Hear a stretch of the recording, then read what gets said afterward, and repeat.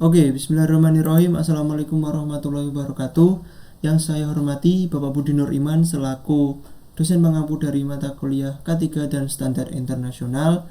Di sini saya akan mempresentasikan dan sedikit menjelaskan terkait implementasi K3 kelistrikan pada pemasangan penerangan lampu jalan atau PJU.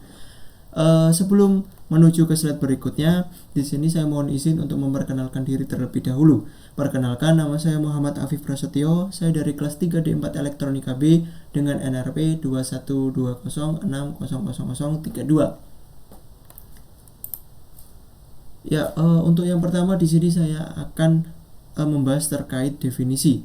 Sesuai dengan judul, jika dipahami maka akan muncul keyword-keyword penting dalam presentasi ini. Yang pertama, di sini saya akan menjelaskan tentang definisi dari K3. Menurut Peraturan Pemerintah Nomor 50 Tahun 2012, pengertian keselamatan dan kesehatan kerja atau K3 adalah segala kegiatan untuk menjamin dan melindungi keselamatan dan kesehatan tenaga kerja melalui upaya pencegahan kecelakaan kerja dan penyakit akibat kerja. Selanjutnya, definisi dari kelistrikan adalah bidang ilmu yang mempelajari tentang listrik, termasuk aliran listrik, sirkuit listrik, komponen elektronik, dan penerapannya dalam berbagai sistem dan perangkat. Selanjutnya, yaitu PJU, singkatan dari penerangan jalan umum. Ini merujuk pada sistem pencahayaan yang digunakan untuk menerangi jalan-jalan umum agar dapat digunakan dengan aman dan nyaman pada malam hari atau dalam kondisi cahaya yang kurang memadai. Jika disatukan menjadi satu kesatuan, definisi K3 kelistrikan pada PJU merupakan tindakan-tindakan yang diambil untuk menjaga keselamatan dan kesehatan para pekerja yang terlibat dalam pemasangan, perawatan, atau perbaikan sistem PJU. Pekerjaan yang terkait dengan penerangan jalan umum melibatkan risiko-risiko tertentu terkait dengan kelistrikan. Oleh karena itu, upaya K3 kelistrikan diperlukan untuk melindungi para pekerja dari potensi bahaya dan kecelakaan. Berikut merupakan beberapa peraturan perundang-undangan umum yang terkait dengan K3 kelistrikan pada pemasangan penerangan jalan umum atau PJU di Indonesia. Yang pertama, yaitu Undang-Undang Nomor 1 Tahun 1970 tentang Keselamatan Kerja, yang mana undang-undang ini mengatur prinsip-prinsip umum dan persyaratan keselamatan kerja di Indonesia. Yang kedua, Peraturan Pemerintah Nomor 50 Tahun 2012 tentang penerangan jalan. Peraturan ini mengatur tentang tata cara pemasangan dan pemeliharaan penerangan jalan umum, termasuk persyaratan keselamatan dan kelistrikan yang harus dipenuhi. Yang ketiga, Peraturan Menteri Tenaga Kerja dan Transmigrasi Nomor 5 Men-1996 tentang keselamatan dan kesehatan kerja pada pekerjaan listrik, yang mana peraturan ini memberikan pedoman mengenai keselamatan dan kesehatan kerja dalam pekerjaan listrik yang mencakup pemasangan penerangan jalan umum. Yang keempat, yaitu Standar Nasional Indonesia atau SNI. Beberapa standar yang relevan untuk K3 kelistrikan pada pemasangan penerangan jalan umum adalah SNI nomor 04-2402-2008 tentang tata cara pemasangan dan pemeliharaan peralatan penerangan jalan umum, dan SNI nomor 04-2403-2008 tentang tata cara pemeliharaan peralatan penerangan jalan umum. Selanjutnya di sini saya akan membahas terkait APD K3 kelistrikan PJU. Yang pertama terdapat helm safety. Helm safety ini digunakan untuk melindungi kepala dari benturan atau jatuhnya benda yang dapat membahayakan kepala pekerja. Yang kedua yaitu sarung tangan, di mana sarung tangan yang sesuai digunakan untuk melindungi tangan dari kontak langsung dengan kabel listrik atau benda-benda tajam yang terkait dengan pemasangan PJU. Yang ketiga, sepatu safety. Sepatu pelindung yang tahan terhadap benturan atau memiliki sol karet yang tidak mudah tergelincir digunakan untuk melindungi kaki pekerja dari cedera. Yang keempat, wear pack atau baju kerja. Baju kerja ini baju kerja yang sesuai dengan bahan yang tahan terhadap panas dan api, serta dapat melindungi tubuh pekerja dari percikan dan kontak langsung dengan kabel listrik. Selanjutnya yaitu kacamata safety. Kacamata pelindung atau kacamata safety ini digunakan untuk melindungi mata dari partikel kecil, percikan, atau benda-benda berbahaya. yang mungkin terjadi selama pemasangan PCU. Yang terakhir yaitu masker. Masker dapat digunakan untuk melindungi saluran pernapasan pekerja dari debu, asap atau partikel-partikel berbahaya lainnya yang mungkin terjadi selama pemasangan PCU. Oke, selanjutnya di sini saya akan membahas tentang penyebab-penyebab kecelakaan kerja kelistrikan pada pemasangan PCU. Yang pertama, tidak menggunakan alat pelindung diri atau APD. Ketidakpatuhan terhadap penggunaan APD seperti helm, sarung tangan, sepatu safety, atau pakaian yang sesuai dapat meningkatkan risiko cedera. APD yang tepat membantu melindungi pekerja dari kontak langsung dengan listrik dari potensi kecelakaan lainnya. Yang kedua, kurangnya pelatihan dan kesadaran terkait keselamatan dan kesehatan kerja atau K3. Kurangnya pengetahuan dan pelatihan mengenai prinsip keselamatan listrik serta kurangnya kesadaran akan risiko yang terkait dengan kelistrikan PCU dapat menyebabkan kecelakaan. Pekerjaan yang tidak memahami atau mengabaikan praktik keselamatan rentan terhadap kejadian yang dapat membahayakan keselamatan mereka. Yang ketiga, kontak langsung dengan sumber listrik. Kecelakaan dapat terjadi jika pekerja secara tidak sengaja menyentuh atau terkena langsung oleh kabel listrik terbuka, terminal yang terpapar, atau peralatan listrik yang tidak aman. Misalnya menyentuh kabel yang terkelupas atau tidak mematikan pasokan listrik sebelum melakukan pekerjaan.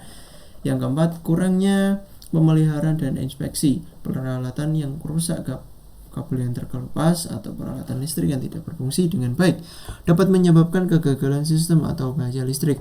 Kurangnya pemeliharaan rutin dan inspeksi terhadap sistem PCU meningkatkan risiko kecelakaan. Kelima, pekerjaan dalam kondisi cuaca yang buruk.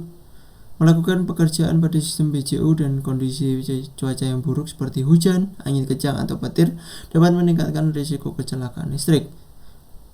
Yang keenam, kurangnya pengendalian energi.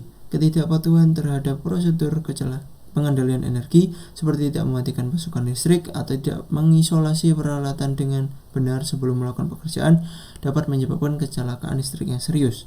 Yang terakhir yaitu penggunaan alat dan peralatan yang tidak sesuai. Menggunakan alat atau peralatan yang tidak dirancang atau tidak sesuai dengan tuntutan kerja dapat meningkatkan risiko kecelakaan. Misalnya, menggunakan peralatan yang tidak tahan terhadap tegangan atau arus listrik yang digunakan dalam PCU. Selanjutnya yaitu dari penyebab-penyebab terjadinya kecelakaan kerja kelistrikan pada pemasangan PCU. Di sini saya juga akan membahas upaya-upaya pencegahan kecelakaan kerja kelistrikan pada pemasangan PCU. Yang pertama, perencanaan pekerjaan. Sebelum memulai pekerjaan, pastikan bahwa pekerjaan telah direncanakan dengan baik dan memperhitungkan risiko kelistrikan, mengidentifikasi potensi bahaya, dan memastikan bahwa prosedur keamanan yang tepat telah diimplementasikan.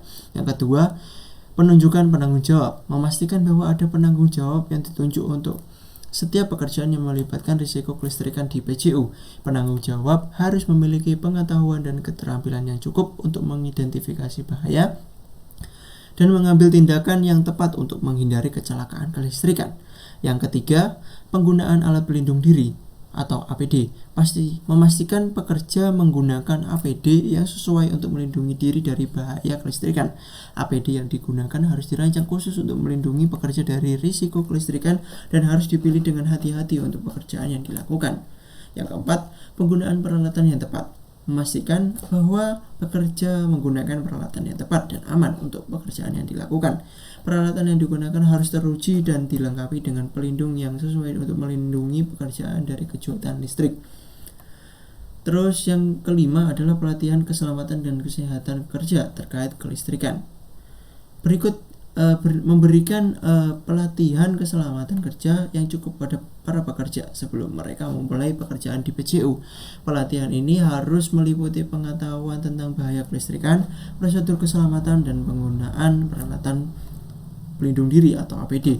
Yang keenam, pemantauan secara terus-menerus. Melakukan pemantauan terus-menerus selama pekerjaan yang dilakukan.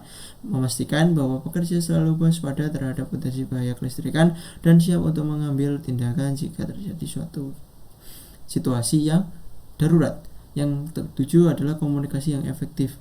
Memastikan ada komunikasi yang efektif antara pekerja dan penanggung jawab selama pekerjaan dilakukan di PJU.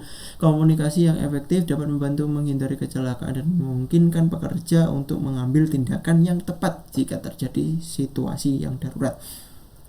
Yang terakhir, pemeriksaan setelah pekerjaan. Melakukan pemeriksaan setelah pekerjaan selesai dilakukan untuk memastikan bahwa semua peralatan telah diambil dan tidak adanya bahaya kelistrikan yang tertinggal. Memastikan bahwa area kerja telah dibersihkan dan aman untuk digunakan. Selanjutnya, di sini saya akan memberikan sebuah contoh kecelakaan kerja kelistrikan yang terjadi pada pemasangan PJU.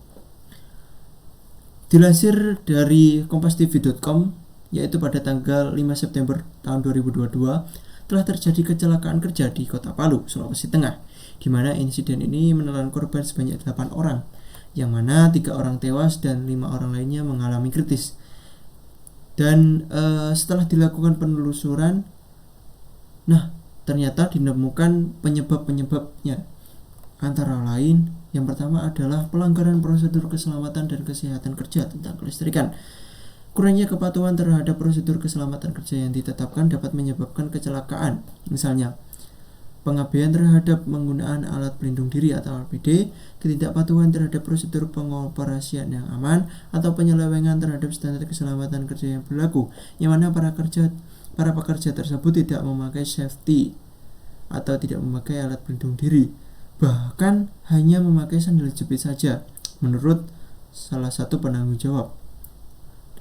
Para pekerja tersebut telah melanggar Undang-Undang Nomor 1 Tahun 1970 tentang Keselamatan Kerja dan peraturan pelaksanaannya, seperti Peraturan Menteri Tenaga Kerja dan Transmigrasi Nomor 5 Tahun 1996 tentang Keselamatan dan Kesehatan Kerja di bidang listrik. Yang kedua adalah kurangnya pelatihan dan kesadaran.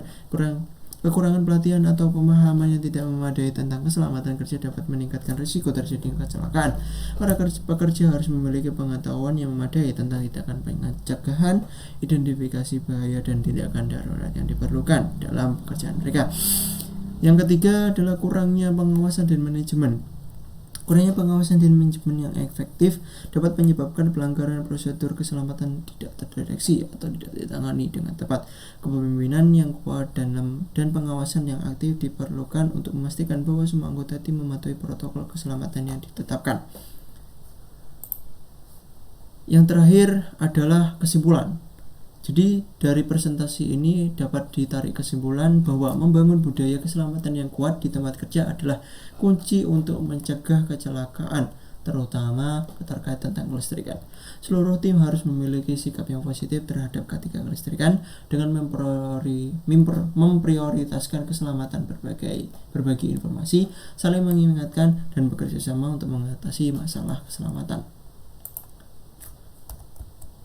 Oke. Terima kasih atas kesempatan yang telah diberikan. Apabila ada salah kata dan tutur kata yang kurang berkenan, mohon dimaafkan. Wassalamualaikum warahmatullahi wabarakatuh.